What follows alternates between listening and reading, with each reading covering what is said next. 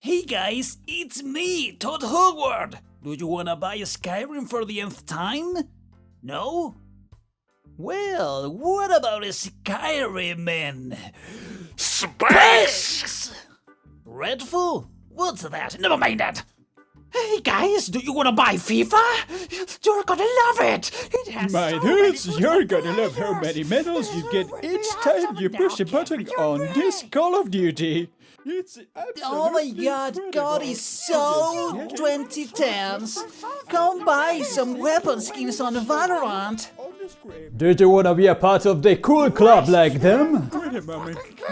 Well, this is your video then, because if you follow these 7 easy steps... Money? Oh my god, guys, what are you doing over there? Oh my god! You too will be able to get a AAA studio in no time. Hey guys, how about you buy a Skyrim instead? Or at least make your parents poor in the process.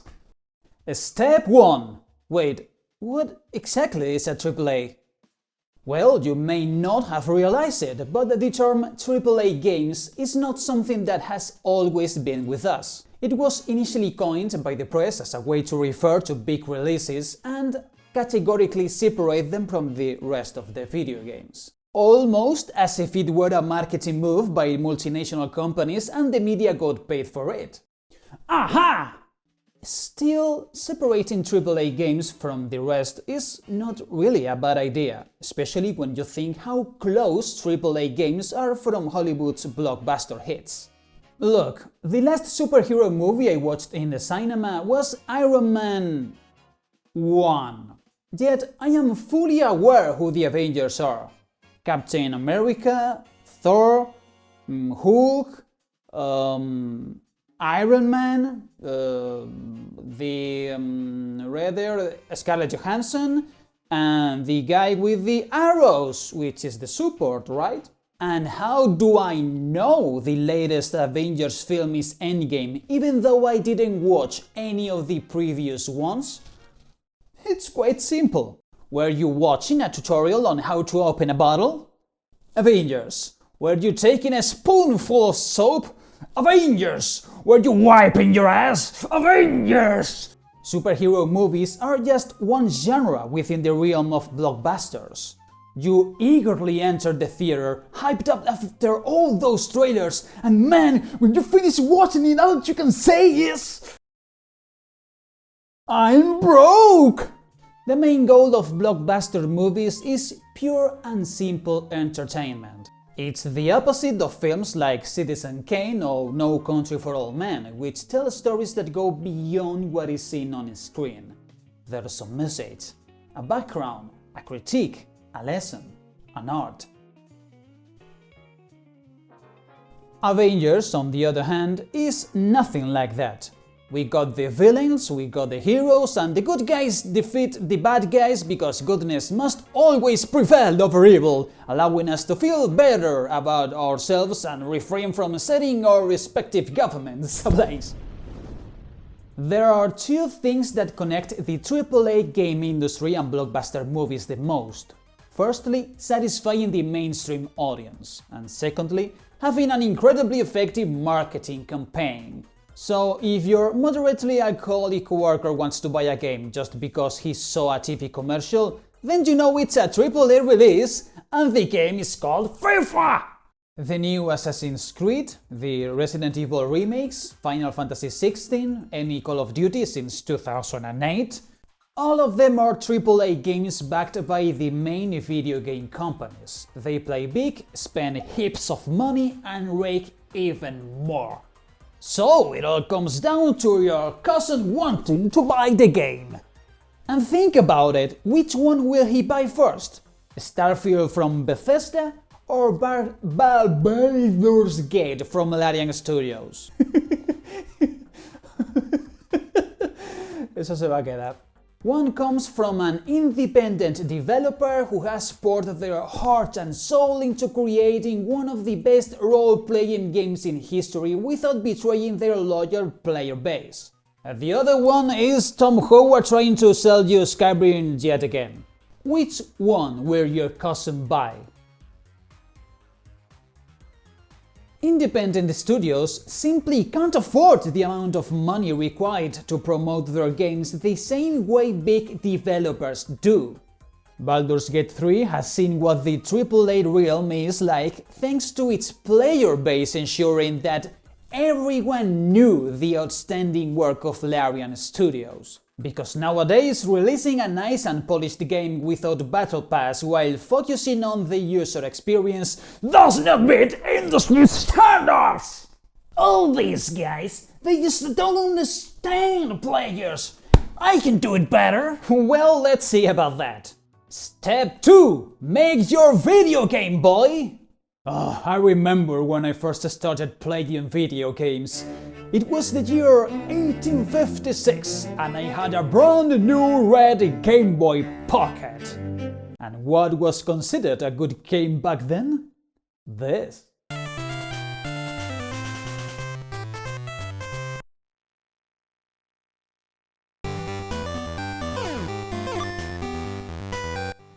The bar was low.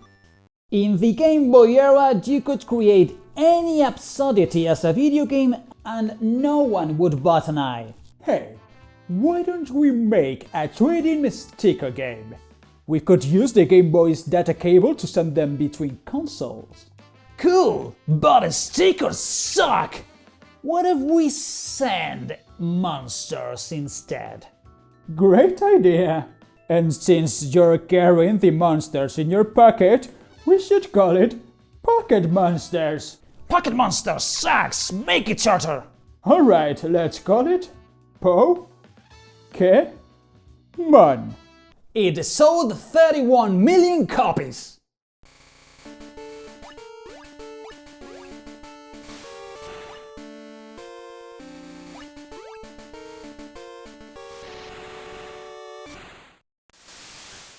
Needless to say, since then, Game Freak has become one of the largest game developers out there, and Pokémon the biggest franchise in video games by far.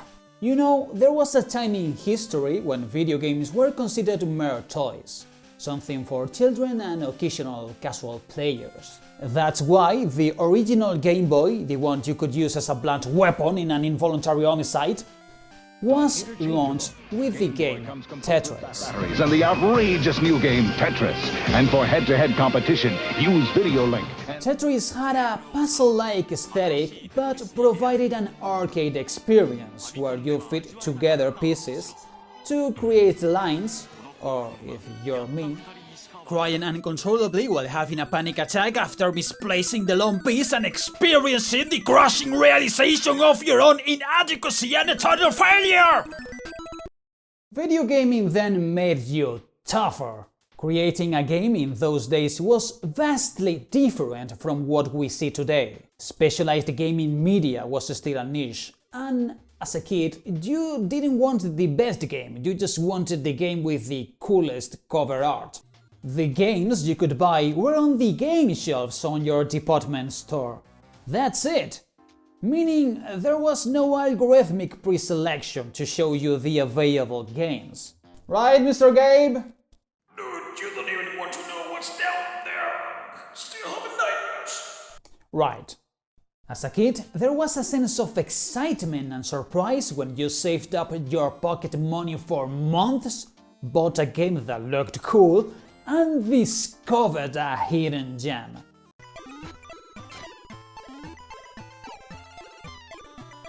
This wasn't one. When did you ever go to a store already knowing which game you wanted to buy? The moment you saw another kid playing the game, and it was the best you had ever seen! Or if you were me. Now may I borrow it?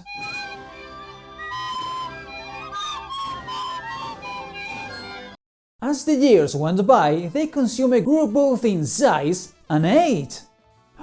That's me! More and more companies made their entry into this new entertainment sector to make a quick buck, and consequently, many impromptu developers were formed. In the PS2 era, the amount of video games offered exploded, and when we came, it reached a point where the majority of its catalog consisted of shovelware.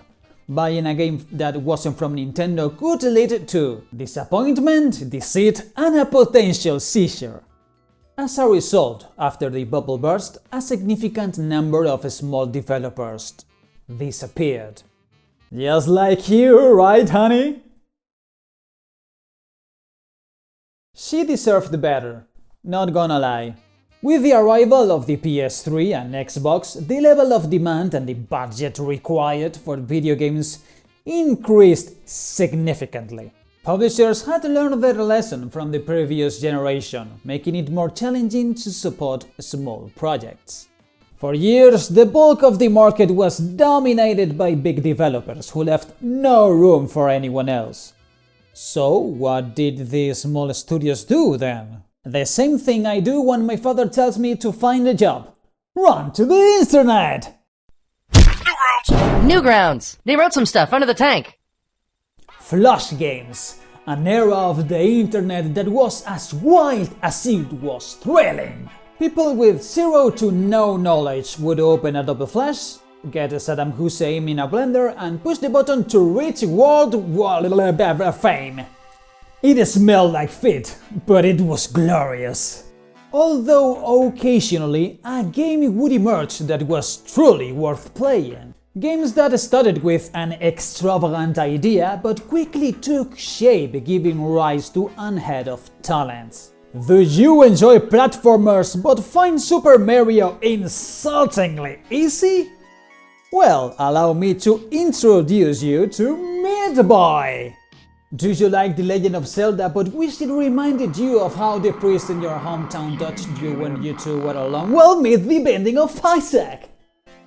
The emergence of the new digital platform Steam on PC provided these creators with a way to sell commercial versions of their games, as they quickly rose in popularity. And thus, the independent game studios were born. The Indies. Small games for smaller prices, but made with utmost care, attention to detail, and free from the constraints and limitations imposed by publishers. These games quickly became a symbol that gaming experience didn't need to rely solely on outstanding graphics to be fun.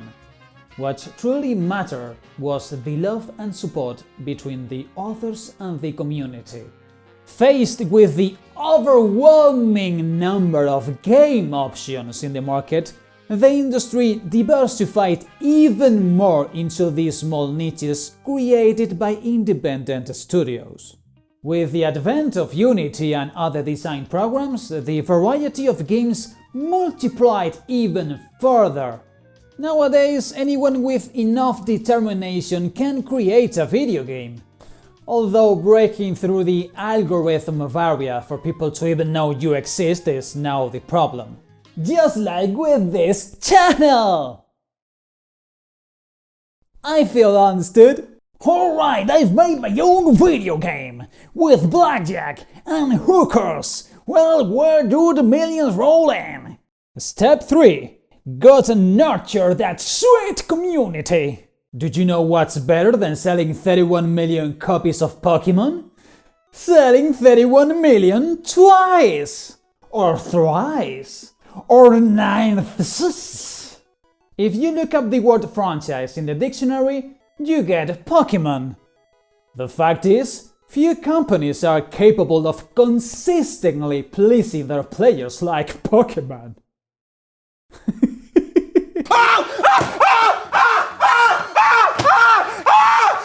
But Pokemon is for babies, and I am a man!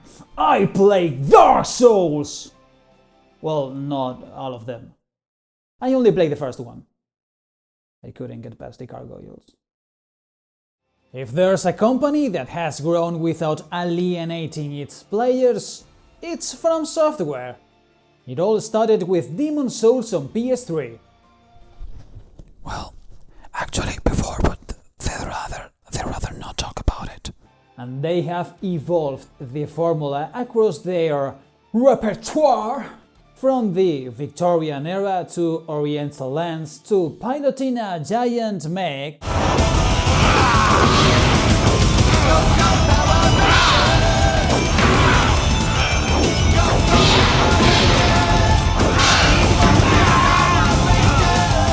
From Software has perfectly understood what makes its games great and different, knows what players expect from their games, and has decided to maintain what makes them great while expanding their visions and challenging themselves. One of my favorite examples of how the community and From Software have evolved together is the no-hit challenge. This play style began to take shape with Dark Souls 2. If you complete DS2 without dying even once, you receive a ring that makes your weapon invisible. Useless in the normal game, but not in PvP. Now, there were people who saw that and said, "Dark Souls without dying? Too easy! Like your mom." And they took that personally. And so, the no-hit challenge was born! Which involves finishing the game from start to finish without receiving a single blow. Because Estus flasks are overrated. It's a fascinating concept. Even though Dark Souls is famously challenging by itself, it's also remarkably consistent. Enemies reset every time you sit at the bonfire, always in the same spots. And the AI is simple enough not to surprise you once you get the hang of it. Moreover, one of From Software's achievements is how well designed anticipation is in the animation of enemy attacks. If you're observant enough, you can predict all the movements of the bosses. The no-hit real challenge doesn't stem from the game's inherent difficulty. The real challenge lies in maintaining consistent muscle memory, reacting to on-screen events, and adapting to the battle's development, where every misplaced stone could spell the end of the run. Someday, I'll manage a no-hit run of going down the stairs! By mastering predictable events, you can execute flawless strategies. With enough practice, the no-hit challenge isn't just achievable, it's reproducible. With its release, From Software has reduced the element of luck in battles, by improving boss AI and refining even more the movement's animations. The game is not easier. It never was. But it is now fairer than the first time we faced it.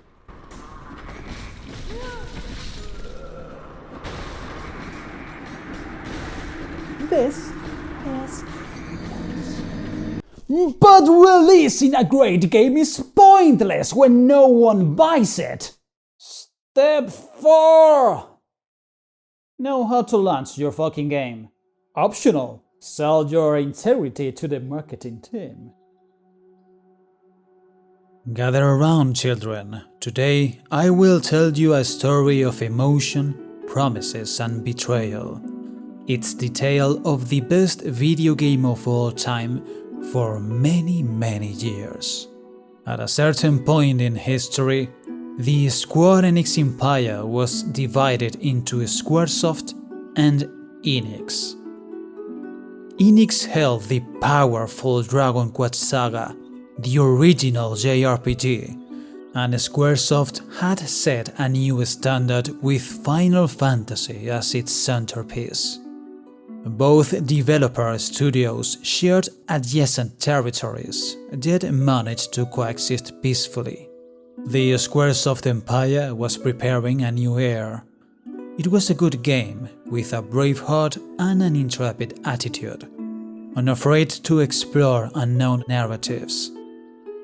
Yes, I'm talking about the best video game in history, Chrono Trigger. However, the humility of Chrono Trigger made the council fear bleak results, so they began to place their hopes on its development brother, Final Fantasy VII. Final Fantasy VII coveted the neighboring lands. After all, what lands would be more fertile than those already tilled? Its task was not small. Quickly it acquired the largest budget that Square had ever gathered. In the Council of Sages, Hinorobu Sakaguchi, Nobuo Uematsu, Yoshitaka Amano, and Kenji Terada were quickly overwhelmed, but its members soon stepped forward. Tetsuya Nomura inherited Amano's brush, and Yoshinori Kitase took the helm. Final Fantasy would require all the help they could get to achieve such a feat, and the first was renewing old equipment so far. The charm and warmth of 2D sprites would be replaced by new 3D models and rendered backgrounds. The cartridges, obsolete in the digital age, were insufficient compared to the powerful capacity of compact discs. Times had changed, and Final Fantasy VII would be at the forefront of all kingdoms. But even after conquering the lands, how could they ensure the acceptance of the subjects? They needed the public's approval, and so words of its feats began to be preached in all the town squares. The words were convincing, the villagers trusted, and Final Fantasy delivered promises with excellence. Squaresoft soon replenished the state's coffers, and the legend of Final Fantasy VII remained alive in the memories of all the locals. The new emperor had arrived, and with him, the years of greatest prosperity among the neighboring lands. The next heirs would maintain the lineage for years, until Square decided to take the lands of the Hollywood Dragon. But that is a story for another day. And that's how Final Fantasy VII became the first AAA game in history. Final Fantasy VII was the biggest production in the entire game industry for years. Its nearest opponent might have been The Legend of Zelda: Ocarina of Time, but where Squaresoft took a historic marketing campaign, Nintendo simply relied on its established market share. Sony saw the opportunity and pushed Square to release their game exclusively on the PlayStation system, providing strong support for its Western release and a big fucking pile of cash. Fantastic news, Carlos! Will you lend me 50 million to advertise my game? Step 5. Don't be Blizzard. Here's why.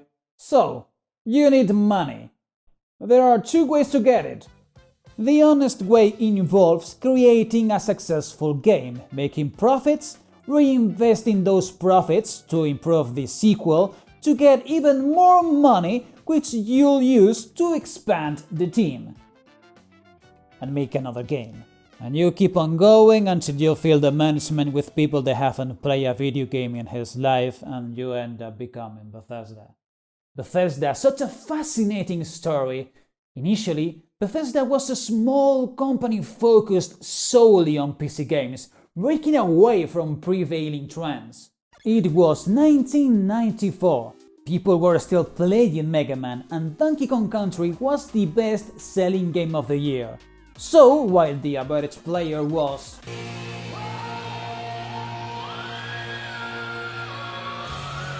Bethesda, guys, don't you see the pattern? First it was the plumber, now it's the monkey. So the next hit is going to be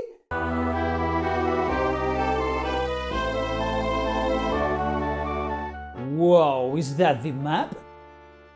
No, just the country. The game was unbearable. The Elder Scrolls Arena was a goddamn madness for the time. Thanks to its innovative procedural generation system, this was, for the longest time, the biggest map ever made in a video game. Arena is one of those games where its most redeeming quality is the freedom. You could go dungeon hunting, assist NPCs, create spells, or just walk from town to town, see what you could find. Bethesda had created one of the first open-world games ever. The result? They sold 3,000 copies! The game was a shit show. The first dungeon was frustratingly difficult, to the point of making any normal person just quit on the spot. The game was so buggy you could soft lock the game several times throughout your save, making the game impossible to finish. You thought the Skyrim was big? Well, that's Skyrim now, bitch! The map of this game was so massive, it was actually infinite. You left one town to go to another and...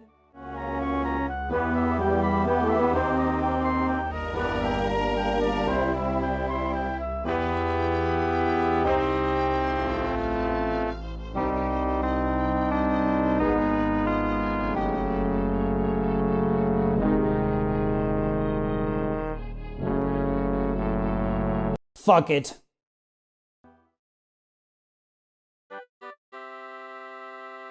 Nothing like some nihilistic existential paradigms to excuse your laziness. The fact that the game's cover implied that it was an action game, it didn't help much either. It generated the same clickbait reaction that you felt when you entered this video.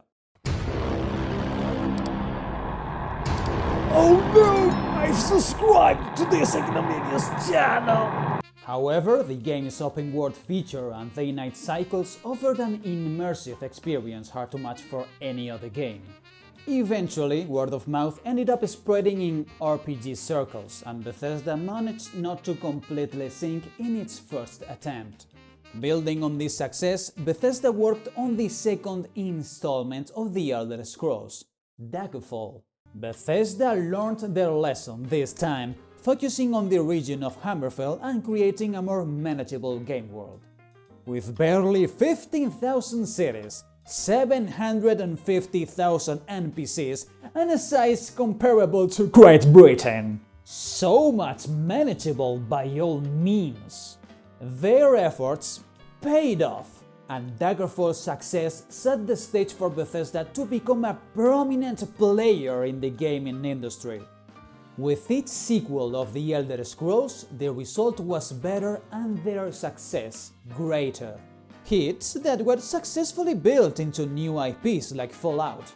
This approach culminated in the widely popular The Elder Scrolls V Skyrim, cementing Bethesda's status as a renowned game developer. All of this just works. I'm not kidding. Just as Bethesda achieved success through strategic planning, other AAA gaming companies like Blizzard also rose to prominence by consistently delivering high-quality games. Once your name is a synonym of quality, your work is done. Am I right, fellas? For instance, Diablo 2 and Warcraft 3 represented significant strides in their respective franchises that solidified their position in the PC market. Warcraft 3 would end up taking the RTS genre to unprecedented heights, and included a map editor which the community used to create their own gaming experience.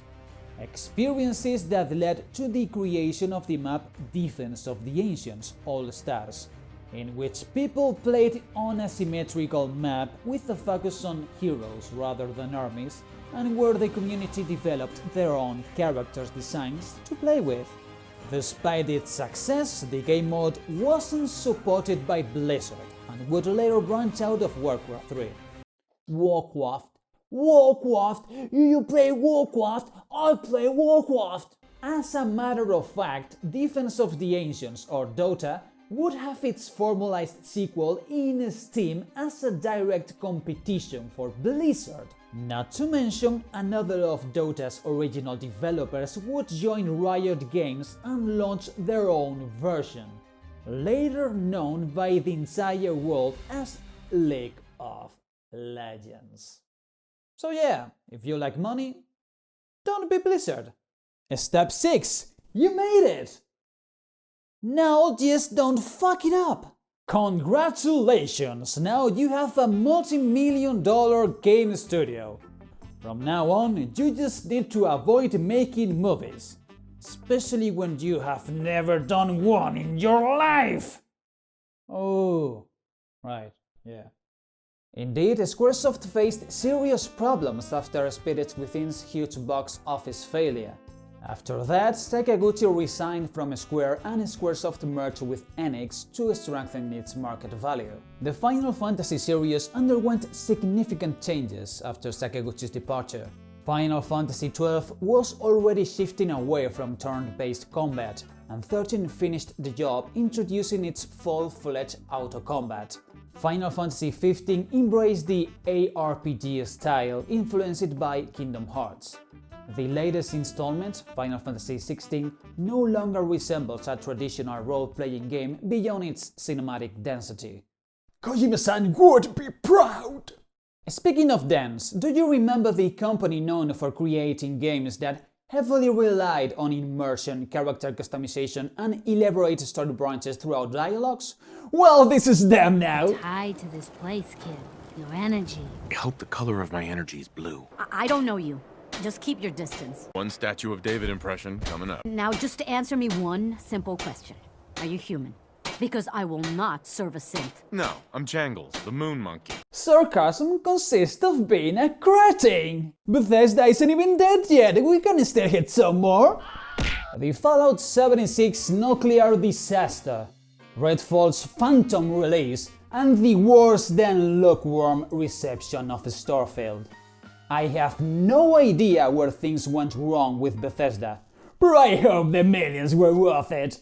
Eager to escape the cycle of developing bad games and getting into even worse ones, it's no wonder why the studio was sold to Microsoft.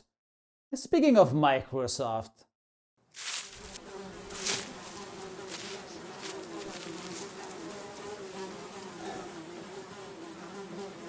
Whoa, what's that? Do you remember Warcraft 3? Well, don't poop your pants when you see its remastered version with no graphics! So this is how my father feels. There are two things that never fail when making your business go bankrupt: selling poor quality products at high prices, and spitting your customers in the face whenever they enter. Somehow, Blizzard managed to do both at the same time. This might be old news for many, but when anyone tells you that Blizzard was once the best game developer in the world, it's actually not bad quality bait. It doesn't really surprise me, as Arthur's story is known to be the best dark hero's journey ever seen in a video game.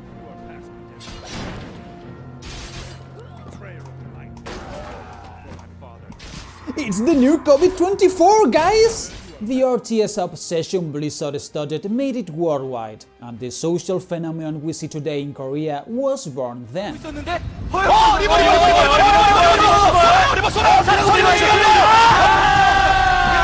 World of Warcraft, an MMORPG conceptualized as a spin-off in the world of Azeroth, quickly became the biggest hit in all online gaming. This moment is unforgettable for those who witness it, and it has left a lasting impact on our relationship with video games and our aspirations within these digital realms. Alright, Eric, you can count on us. Come on! If you live this, you're getting a colonoscopy soon enough! Blizzard, a company that every time it released a new game changed the paradigm of the industry, now relegated to being a side purchase for Microsoft as they try to get into mobile games. From having a workplace where everyone dreamed of entering, to become a crunching machine of stealing brass. 8 years without releasing a new IP, and counting! I quit Blizzard because it sucked. They paid me 36% of industry standard for my job. The working conditions were terrible. Working hours were terrible. It's a legendary company because people put legendary amounts of effort into it, even though they're under legendarily terrible working conditions. It wasn't worth it. So I left, and I went to Amazon Game Studios, which is literally right up the street. It's 4 minutes away. And I got paid like a real human being. That was basically it. But they should be ruined then, right?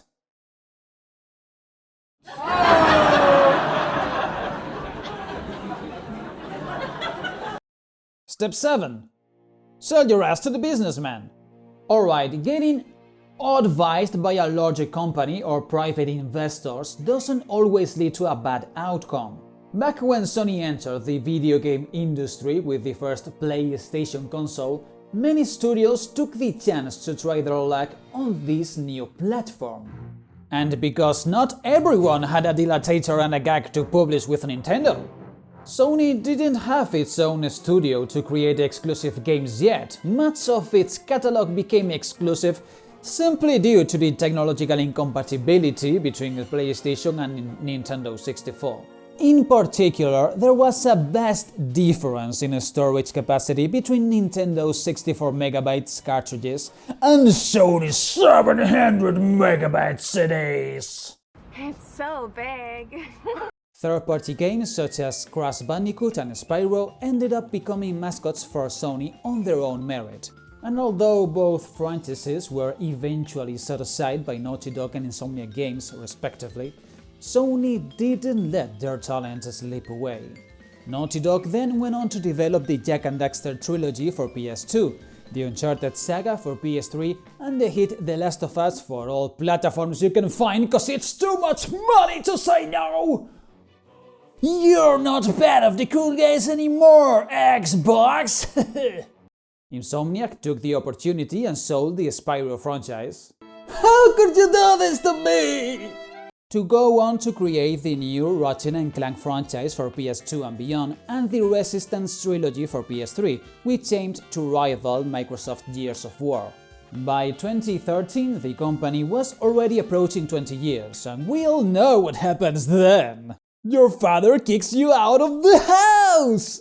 Although Insomniac kept producing Ratchet & Clank games for PS4, it started to venture into other realms and develop games for other companies. That wasn't a video game, that was an error. Their collaborations in bed with Xbox and Oculus Rift resulted in less graceful offsprings and low sales. The turning point came with the humongous release of Marvel's Spider-Man for PS4. Following its tremendous success, Sony made a significant move. Little time, your franchise is now mine! And that's how Insomniac became a AAA studio. The end. And thank God for that! And always remember the extra step. If it makes profit, it's not evil! That's right, kids, it's financial trading time!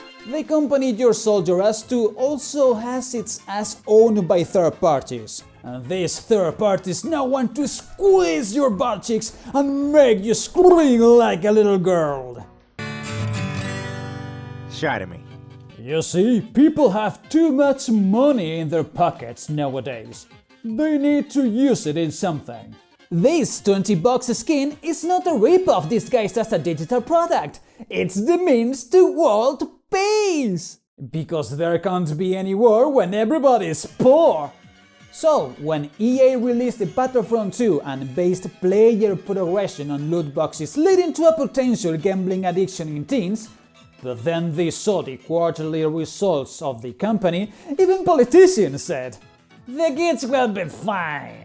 Now, take a look at Blizzard. When they released Overwatch, it became the first 100% multiplayer game to receive the Game of the Year award. Jeff was the new advent of Jesus, and the future of video games was brighter than ever. But there was a problem. Apart from the initial sale price, Blizzard had no additional way to monetize the game. Or did they? That's right, it's loot boxing time!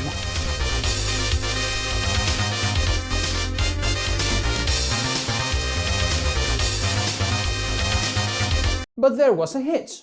The lawmakers quickly realized that loot boxes bore a dangerous resemblance to slot machines, so it was outlawed a little. What did Blizzard do then? We're releasing Overwatch 2, baby! Haha, that's right, and it's gonna be so much better than the first one! And after 2 years of abandoning Overwatch 1 to develop Overwatch 2, the outcome was Overwatch 1 but with paywalls! Just how I like it! Characters locked behind the Battle Pass! Wait, did he just say Battle Pass? You're a multi-million-dollar company now. Who cares what people think about your IP? And remember, children, if it makes profit, it can't be evil. That's right. By the way, how much profit did this video make? Oh